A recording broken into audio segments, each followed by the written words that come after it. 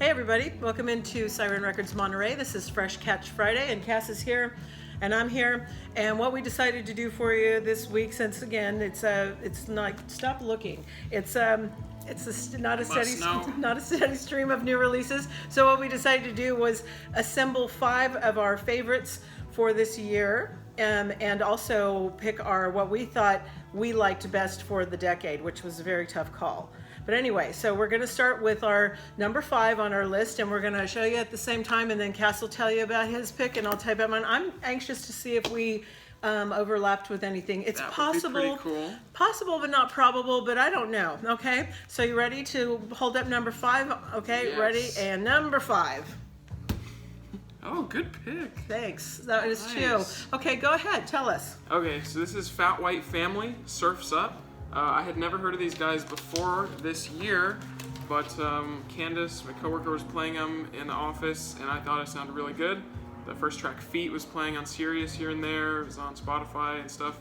And basically, they're from London, England, where there's a lot of great rock bands coming from there right now. Black Midi, Shame. So there's a good scene going on. These guys are a little different. They're a lot more psychedelic and very trippy. Very weird, kind of oddball psych tunes on here, kind of like Ariel Pink, but not that much like him. I definitely think these guys don't sound like any band I've ever heard. Very wacky synths coming in all over the place, some cool guitar stuff, some dual guitar leads. The vocals are very breathy and like very low, almost monotone. Kind of reminds me of Destroyer sometimes. But all around, it's really good. You know, every single track on here I enjoy, and they're really catchy too. So it's kind of as weird as it is. It's a very accessible, kind of catchy album at the same time. So good contrast with that. So check it out. We've had this for a while. This gold vinyl copy. So if you want to come pick it up, I'm trying to remember. Wasn't that like your pick of the week when it was like first released? Yeah, it was. I really liked it. I still like it just as much. Clearly. Holds up. Okay. All right. My first pick, or my number 5, is Foles. Everything Not Saved Will Be Lost. This is part 1. Part 2 actually came out, a few months later? Yeah. But this is like this is the one. And this is on Warner Brothers, who we hate. It's okay. It's okay. This is different in that they parted ways with their longtime bass player, Walter Gervers. And, as a band, they just kind of felt like they couldn't replace him. So they spent a lot of time, kind of really trying to figure out where they fit in exactly and how, things were going to progress. But anyway, it's led them to produce their most daring project yet. And this is, of course, over the 10 tracks here, they tackle a need to escape and exit the world we're currently in, alongside a dash of nostalgia and, signature, like Foles-esque kind of charm and hooks and things like that. So anyway, for example, the lead single, Exits, it's a very disorienting kind of a rock track, and it sounds like fun and cheerful on the surface, but it really dives deep into paranoia of watching the planet dying around us. It's like pretty heavy stuff, really. Such a great track. But they're just like a great band. This is actually a masterful record, really. It really is. It's my favorite of theirs too. It's just got such great vibes and everything. So if you're not familiar with Foles, I think you've seen them recently, have you not? Yeah, I saw them at Shaky Knees this year, and they are so good. A lot of people say they're pretty great live, and they really are. Also UK very band, energetic.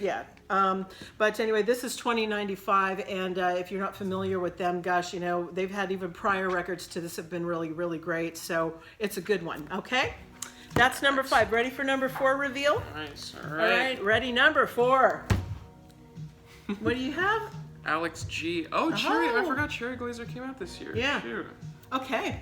Damn. It's all right. Tell us. Good one. Tell us. Okay. Alex G, Great Sandy cover. Alex G, House of Sugar, very great cover. I think the person that does his covers does them all, and they're always really good. Alex G, he's been doing this for a long time. He's kind of a singer-songwriter from Philly. A lot of people say he is kind of like the modern-day Elliott Smith. I totally could see that. And I think this is something like his 8th or 9th studio album. But honestly, I've been a fan of his for a while, and this is probably my favorite record of his. Just the lead singles alone, when Gretel came out, and then Hope. I noticed pretty instantly, like he's doing something a little different this time around. His songwriting's improved a lot. His guitar work, just everything just felt super classic, especially the song Gretel. I just instantly knew it was going to be one of my favorite songs of the year, and it still is. Excellent track. The first 4 songs on this album are pretty much like just a sucker punch, and then after that, the album, it's not very It doesn't flow like a lot of great albums do. It's a little disjointed, which is probably my only complaint with it. But each song on its own, really, really great. He takes a lot of risks here, some weird experimental electronic interludes, and then he does some crazy vocal effects. And just a very dynamic record from him. I'm really, really digging it. He's come a long way since his debut, so please check it out. And it's on Domino. Yay! Great record.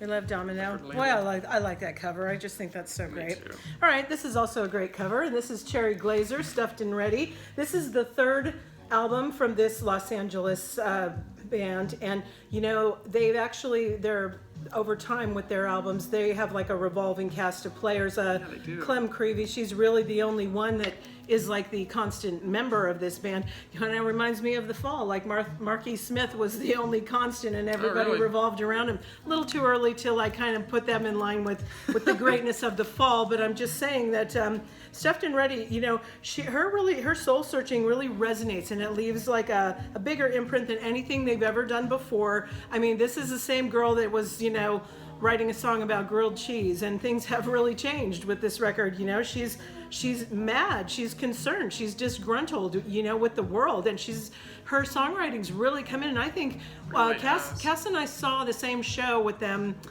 in Santa Cruz when right after this first came out, and I think he saw her saw them a little after that, and you even said that her guitar playing is even improving, right? Yeah, she was so good. Yeah, she played at Outside Lands, and she was really early, but still so many people were there. And she just, even that few months between the first show then the second show, like she's just shredding. She's got solos and really good. I was like, yeah, she's blown really away. coming into her own. She's very, very powerful on the scene right now. But you know, she's really the the constant in this band right now. But you know, the nice thing is that this record, it's not just a bunch of lo-fi fuzz. They've really given her room, because her vocals can be quite breathy or like real screechy. It depends on what. And this album's really, it's just given her ample room to do that without making it too like tricked out and glossy, like sometimes that can be. You know, this is a great example of a band who's like really been given a time to cook and to you know, really develop. So I'm expecting only better things. You know, they've got these crunchy synths now, and full-blown guitars that are. The potential was always there from the beginning, but they've really like honed it in. They've got a good producer on this who knows how to handle them much better. Oh, yeah. And it's nice that they've kind of realized it how they are. This is 2095. We've still got it on red vinyl, so that's another number 4. Okay. Nice. Good Ready pick. with number 3? Yes. All right. And. Oh, I knew you'd have this somewhere. Okay, go ahead. All right, so number 3, I have Duster's new album, just called Duster. Duster from San Jose, lo-fi, indie, psych, space rock, shoegaze kind of band. This is our first album in like 20 years, so, you know, really big deal for Duster fans. They had a pretty low-key release, though. They didn't really, you know, publicize it very much. They've always been a very low-key band.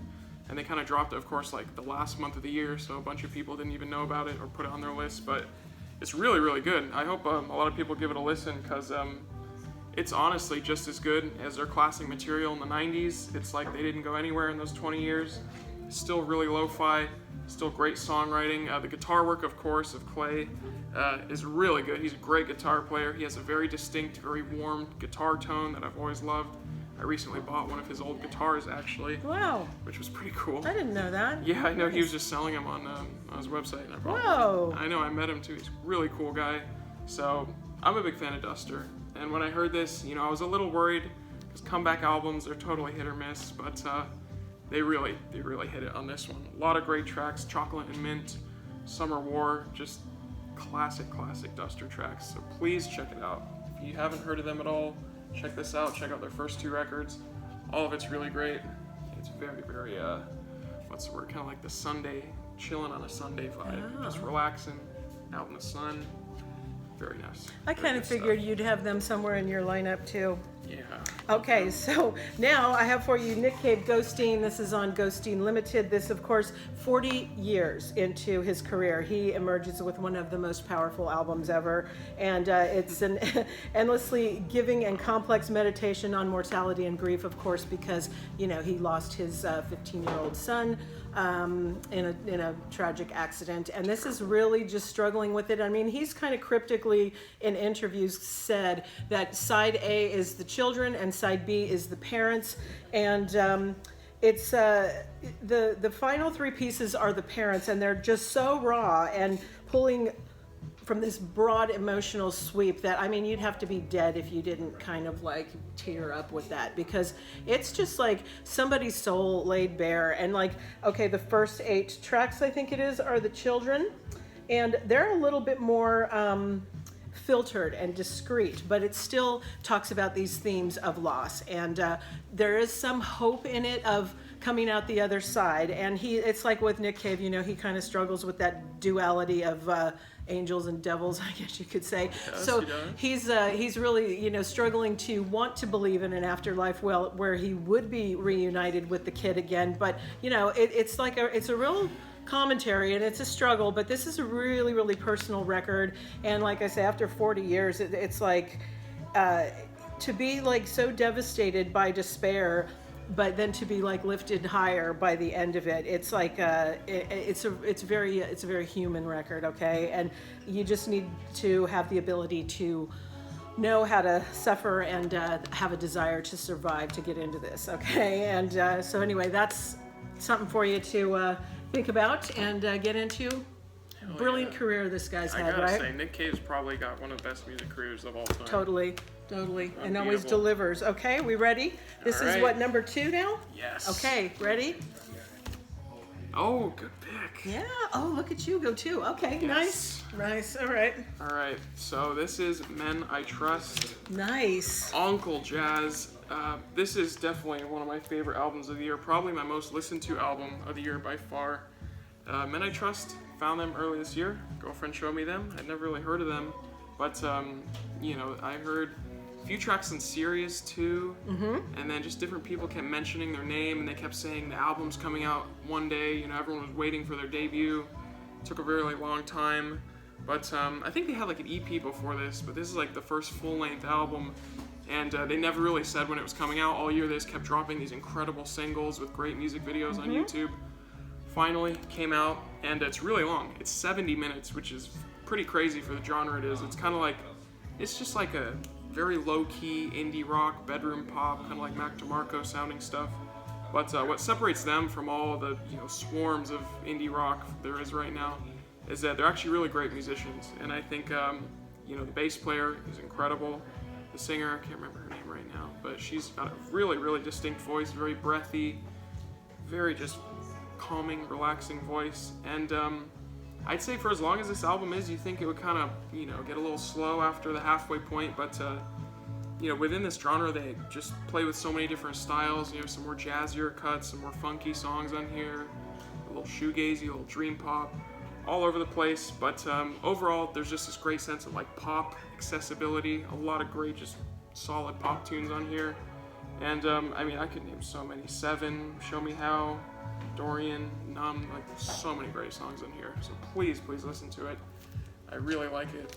I'm not sure about the album cover, but everything else about it, incredible. And I think we have this one copy left. It's on yellow vinyl. It's a little pricey. We had to get it from Europe, but pick it up. Cool. Great album. Good one. All right, I have for you Angel Olsen, All Mirrors on Jaguar. And, these are songs all about the navigations and negotiations of love. There are kind of moments of bitterness on this, but it also has that self-interrogation that's like really kind of great. And so there's nothing simple or clear-cut about this. It's she'd initially planned to release 2 versions of this, an acoustic pared-down version, but then all of a sudden this 4 14-piece orchestra came into the whole thing, and it just changed the whole thing. And now it's a pretty tempestuous record. So I think they're going to leave some time between that and then releasing the pared down one, because it's just, that would be just too Yeah, too I hope they much. still release it. I think that they sounds will. really interesting. They don't have a date or anything, but you know, nearly every song has like these calms and storms that go through it, and her voice is just soaring, and it's got One of the these best voices. oh in so indie good, rock right and now. just such intricate melodies. So this record is just so arresting that, you know, like I say, it's really easy to understand why they put the other one off for some time. Over the course of her 3 preceding records, she's really established herself as one of the most promising indie-leaning songwriters around. So over the past decade, she's got such a powerful, versatile voice, and very emotionally, she knows how to bend it to suit every song. So really super talented. This just kind of smashes every mold that came out before. If you had any ideas about who she was, this is going to surprise you, because you know, she's just got, like I said, these vocals are crashing, these cymbals, big orchestra, the whole thing. Somebody had a funny quote. They said like, oh, what was it, like, orchestras are the indie version of, like, what's the big excess that a lot of times bands have, you know, that they indulge in. It was like a really great quote, and I forgot what it was now. Shoot, but it's kind of, yeah, you know what I mean? It's like everybody sort of has, I don't know if they were saying something like a lot of overdubs in the studio or something like that, but the indie rock version of that is you got to bring an orchestra. Yeah, a lot of art pop singers are doing that these days. That's true. That full orchestra. It's really cool. Well, anyway, so this is on crystal clear vinyl. It's $23.95, and big suggest you pick that up. It's wonderful. Really Double. is. It's a double LP. Great record. Okay, number 1. You ready? This is it. This is where we may overlap. Okay. Oh, we did not. Okay, I thought we I might. should have picked that. Yeah. I thought you were going to. I thought if totally there's going to forgot. be one that we overlap on. Okay, go ahead. Tell me what you picked. Okay, so I have Ways Blood, Oh. Titanic Rising. You probably weren't expecting this one. I know everyone in here was not too blown away when we first listened to it, but this one I wasn't even too blown away at first. But after listening to it many times, it's just a really great sort of art pop, baroque pop record. And Ways Blood, this is her second album. Her first one was alright. I was kind of into it. Kind of reminded me of Julia Holter a bit, who I like a lot. But this one, she's definitely established her sound. She has Jonathan Rado from Foxygen doing a lot of the production. You could definitely hear his influence. And a lot of people say she sounds a lot like George Harrison. I totally see that. Some beautiful slide guitar work on here. She plays those 7th chords that George Harrison always would play. So it's a really beautiful record. A lot of the melodies she comes up with are very complex. They're not going to really be catchy instantly, especially Andromeda, which is probably one of the biggest songs on here. When I first heard it, I was like, such a weird song, but once you really get to have it stuck in your head, it's pretty incredible, honestly. And the instrumentation's pretty low-key, not too crazy. There's a few strange moments, like Movies has this crazy like synth thing, kind of sounds like Tron Legacy or something, kind of weird. But it's mostly about her voice and her lyrics, which most of the time very heartfelt, heartbroken lyrics about lost love and not being able to find love in the world. And it can get pretty sad at times, but there's also some really beautiful one-liners. I love at one point she says true love is making a comeback, which I always remember on this album. It's a great line. And yeah, it's just such a great record. Beautiful stuff. It definitely has a very timeless feel to it for me. I can see this being like one of the classics of this decade, and highly recommend it. I was gonna have Tyler the Creator Igor as my number 1, but we just sold out of it. But this is a very close second. I say they're tied for me, honestly. Okay. So check them out. Good That's picks. it for me.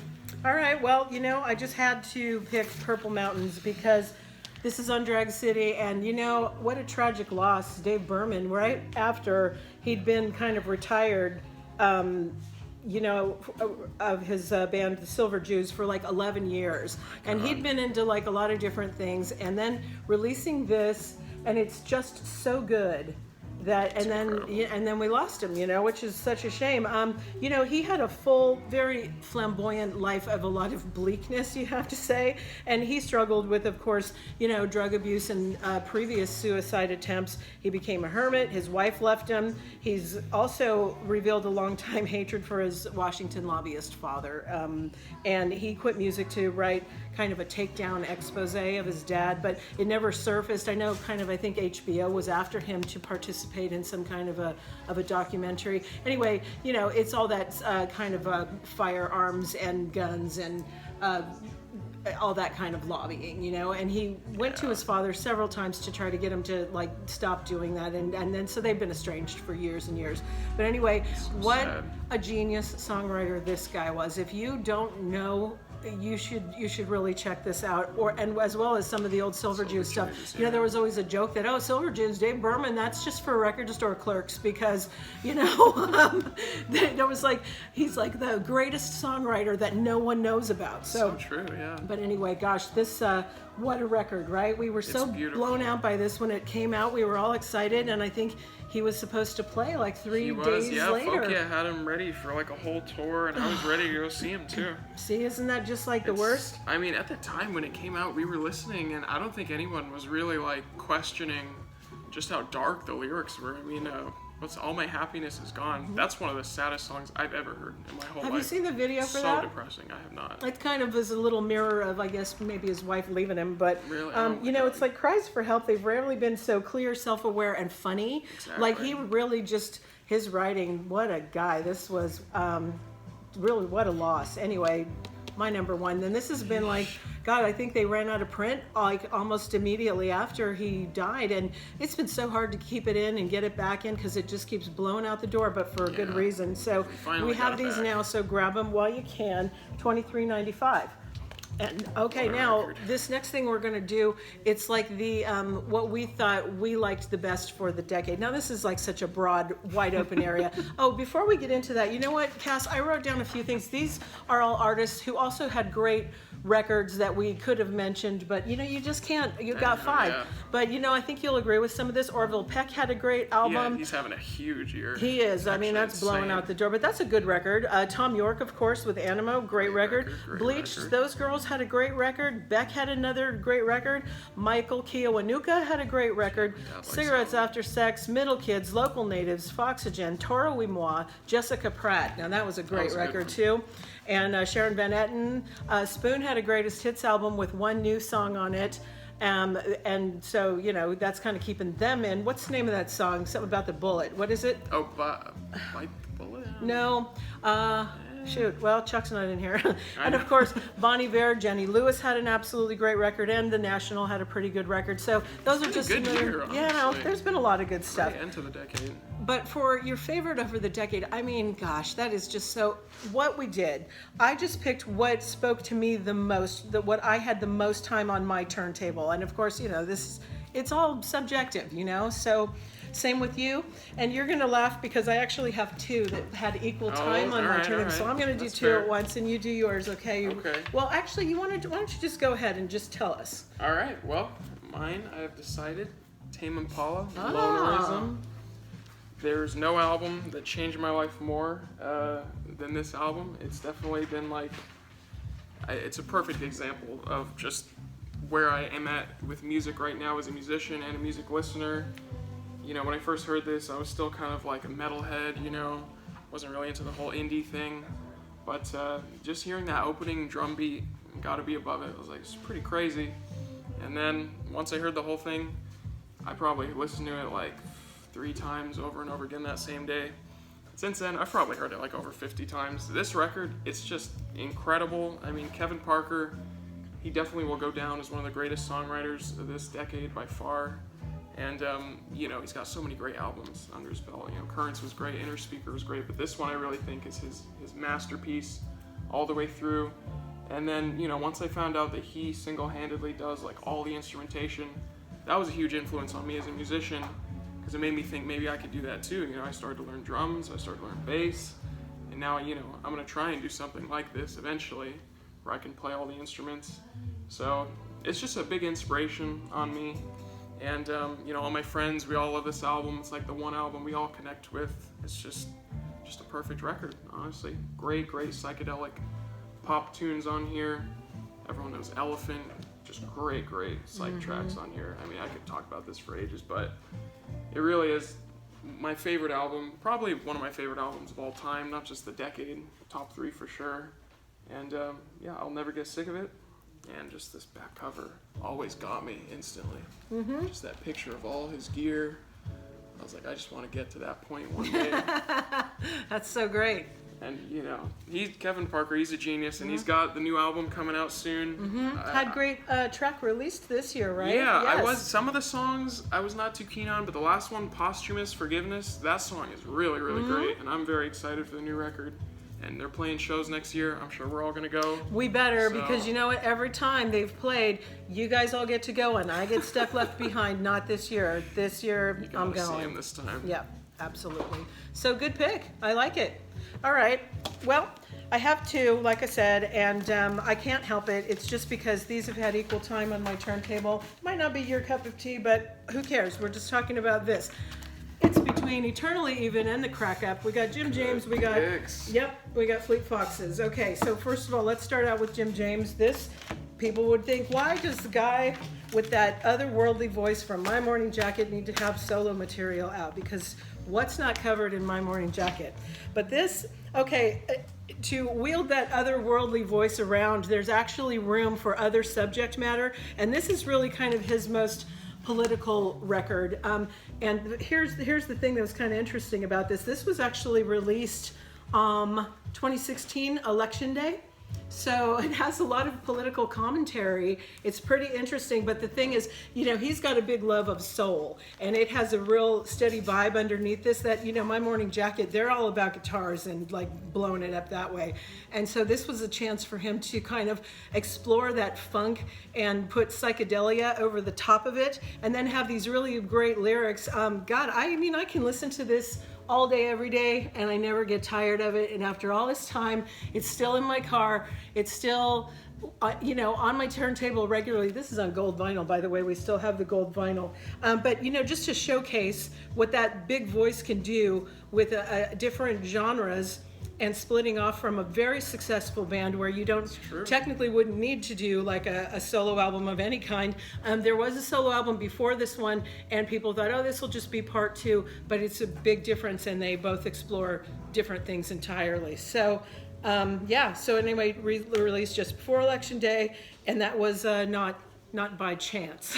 And his voice doesn't work that way as far as being very literal, and his writing isn't very literal. Sometimes the best My Morning Jacket or Jim James songs are when you don't know what the hell he's singing about. It's just because his voice is such an instrument, and the way that he moves it around, it's kind of like, it's more like a vibe entirely, right? And this record vibes that way through the whole thing. There's like, you know, it has that flow from start to finish. There's no like break in the action. Love it, love it. I could literally talk about that all day as well. But anyway, his voice starts and it's like the clouds parting. We love you, JJ. And it's $17.95, so what a bargain for that, really. And okay, now we had. This is good. This is almost like a dual pick. I think we could both say I this think is one because of our I know you're way into it too. Okay, when this came out, this is the Crack Up from Fleet Foxes on None Such. This is their 3rd album. They kept us waiting for 6 years in between Helplessness Blues and when this one came out, and it's filled with like pretty satisfying moments, but sometimes, you know what, it takes several listens to reveal the entire beauty of this record. Like a few people were ready to toss it away on first listen, but boy, you as a listener, if you give this a chance and you get into it a little bit, you're very richly rewarded, because it is just you know, this is a meandering, wild, and untamable masterpiece by a frontman that refuses to like stop studying and be predictable. He's always changing it up.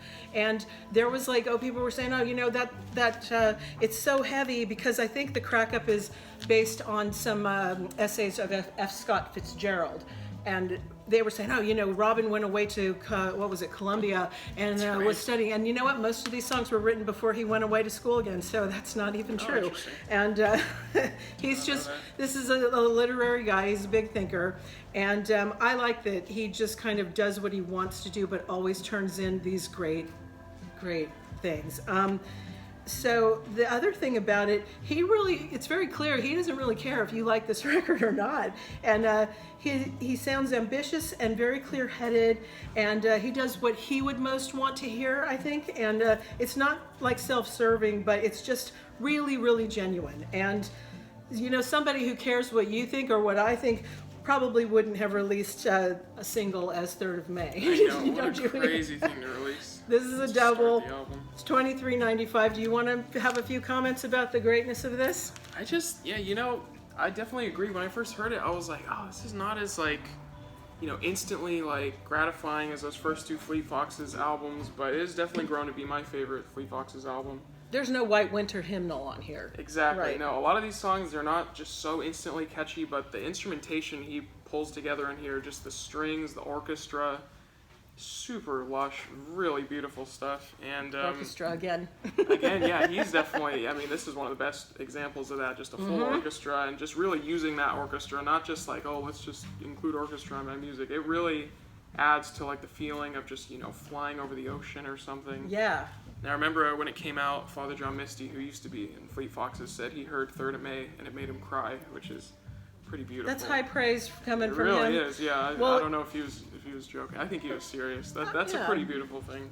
But I mean, honestly. between from the last Fleet Foxes record that he was on would be Helplessness Blues, then in the 6 years' time, think about this for a minute, there were 3 Father John Mistys, because there was no Father John Misty when they finished That's that. true. Then there were 3 FJM albums, and until this one came out, so a lot of work went into Both that. of them making huge names for themselves this Great decade. records, yes. Yes, this is a great record. Beautiful cover, too. And if you were lucky enough, if you're local, to see them at on Alvarado Street last year, what's it called? The Golden State Theater? Yeah. Great show. It was just so cool to see everybody we know from around here that listens to, you know, indie rock at all. Everyone was there. Yeah. It was beautiful. It honestly. was fabulous show. Great show, too. And then again, I mean, I got to go and see him again in Berkeley like a few months later, and that was also tremendous. For some reason, Robin Pecknold really loves the Greek theater. I don't know what that's about, because I don't know. I kind of think it's a hole, but Really? I've still never been there. Some people it's love okay. It's okay, but we still had a good time. Anyway, there you go. So that's the, you know, top 5 and top of the decade as far as we're concerned anyway. But We did it. you know what? If you want, comment down below and tell us what your favorites were. Absolutely. If we missed anything out that we really should be listening to that we didn't, you know, Please like I let said, us it's know. so broad that, you know, we'd love it if you shared with us. So next week, what are we going to have new releases again next week, or? Maybe, probably nothing out quite yet. Okay, I'm you know, one of assuming, our YouTube subscribers was kind of made mention of the fact that he'd heard how terrible the distribution was with Direct Shot, and how pieces came like one at a time instead of in your order. Yeah, well, should I tell you, Pitchfork just put out an article about it. Good. Actually, Did on they? Pitchfork. Yeah, it's Oh, crazy. good. So it's like a pretty big. I hope they're taking pretty them big to deal. the mat and shaming them. For example, like we have to buy Katy Perry records because we have a lot of people in Spain that buy them from us for whatever reason. On Black Friday, I think she had a double come out. I think we ordered 5 copies and they came in 5 separate single boxes, which your chance for damage is like 50% higher when you don't ship stuff together. So this is like, I don't know what's going on over there. When you place the order for the same order, 5 pieces, how does it end up in 5 different boxes? What a disaster. Nobody knows what's going on over there. It's complete chaos. But anyway, I guess Red Eye's picking up a lot of cool distribution, right? Yeah, they are. So I think things are looking bright in the next year. Good. So Good. But anyway, yeah, I hope people continue to shame them, and something will give. But in the meantime, yeah, we're trying to do the best we can, and we're fixing it. We're getting little labels under our belt, so we're not going to buy so much from the majors. Death to the majors, right? no, honestly. Okay, so we're hoping for new releases. It should get better with the new year. Nobody wants to release anything at the end of the year because it's just, it's too distracting with holidays and all that stuff. So hopefully next week things are starting up again. We'll see. We'll see. All right, thanks for this, and we'll see you next time. Thank you. Bye.